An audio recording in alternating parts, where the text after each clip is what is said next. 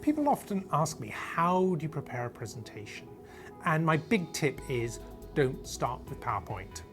Instead, get a blank sheet of paper and just start working out what you want to achieve, what the audience want from your presentation, and what are the messages that you want them to take away at the end of it. If you spend a bit of time, or a lot of time actually, thinking about that early on, you're much more likely to have a good presentation. Then structure it well, particularly thinking about the beginnings and the ends. And then at the very end, think about, do I actually need any PowerPoint? That's how you get a great presentation. The first step of preparing a presentation is to hone in on the audience. Who are they? What do they think? And how can I engage with them?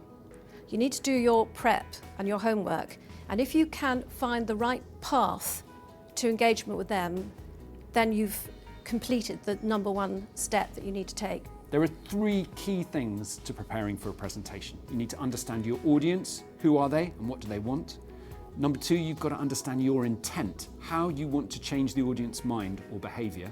And thirdly, you've got to understand what your messages are that are going to achieve that intent. If you've got those things right, you're well on your way to preparing a great presentation.